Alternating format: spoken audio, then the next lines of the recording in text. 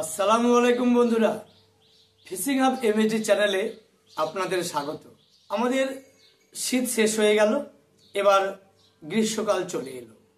আর গ্রীষ্মের শুরুতেই নদী, নালা, খাল, বিল, পুকুর এসব জায়গার জল অনেকটাই কম থাকে। আর কম থাকার কারণেই যে পুঁটি মাছ, বড় বড় পুঁটি, দেশীয় পুঁটি মাছ, সর পুঁটি মাছ, এমনকি বড় বড় মাছও বেশ ভালো টোপ খায়। তো আমরা গত ভিডিওতে বড় মাছ ধরার যে কি টোপ এই সময় সেটা আমরা দেখিয়েছি। মৃগেল মাছ, রুই মাছ ধরার যে টোপ, প্রতিটা টোপেই গঙ্গায়, পদ্মায়, নদীতে মাছ ধরার যে টোপ সেটা আমরা গত ভিডিওতেই দেখিয়েছি। আজকে আমি দেখাবো সেই সব বন্ধুদের, যেসব বন্ধুরা বড় বড় মাছ ধরতে পছন্দ করে না, যেসব বন্ধুরা ছোট ছোট মাছ যেমন সরপুঁটি মাছ, দেশীয় পুঁটি মাছ, শিঙ্গি মাছ, ট্যাংরা মাছ, কই মাছ এগুলো ধরতে পছন্দ করেন। তো আজকে আমি দেখাচ্ছি সেই সব বন্ধুদের কথা মাথায় রেখে যারা সরপুঁটি মাছ বা দেশীয় পুঁটি মাছ ধরতে খুব পটু। আর আগামী যে ভিডিও আসবে সে ভিডিওতে অবশ্যই নিয়ে আসবো শিঙ্গি মাছ, কই মাছ, ট্যাংরা মাছের কি টোপ হয় সেটা নিয়ে আসবো। তো সরপুঁটি মাছ বা দেশীয় বড় বড় পুঁটি মাছ ধরতে যে সামগ্রীগুলো লাগবে, গমের আটা লাগবে,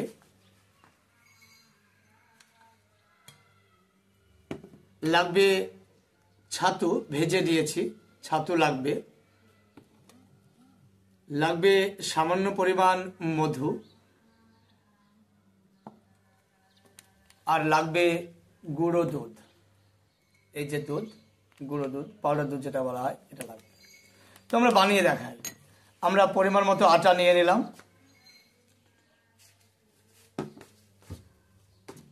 তারপরে আমরা ভেজে নিয়েছিলাম ছাতুটা, সেই ছাতুটাও নিয়ে নিলাম পরিমাণ মতো। এর সঙ্গে একটু পাউডার দুধ আমি দিয়ে দেব, পাউডার দুধ দিয়ে দিলাম। এটাকে ভালো করে আমি নেড়ে নেব, ভালো করে মিশিয়ে নেব।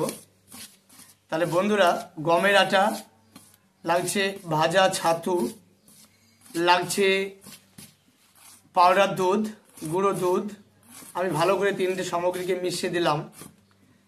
এবার এখানে যদি কেউ ভাবে আমি ফিশ ফিড দেব, দিতে পারেন, সেটা কিন্তু মোটা নয়, সেই মিহি সরু দানার মতো, সরষের দানার মতো একটা ফিশ ফিড পাওয়া যায়, সেই ফিশ ফিডটাকে সামান্য পরিমাণ আপনারা দিতেই পারেন পুঁটি মাছ ধরার জন্য।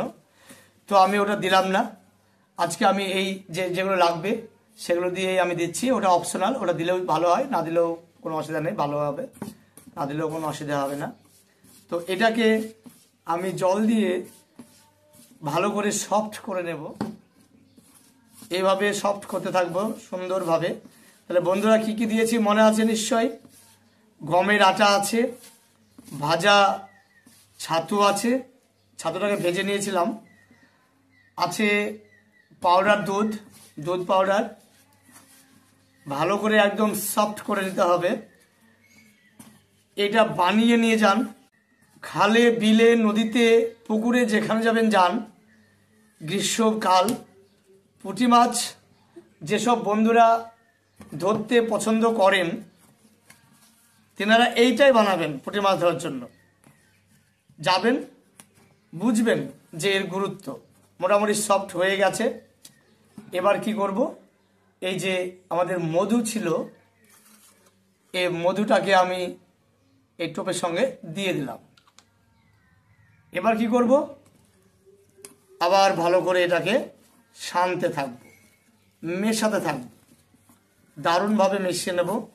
এই যা ফ্লেভার হলো, আপনি বড় মাছে ট্রাই করতে পারেন, কোনো অসুবিধা নেই, লেগে যেতেই পারে।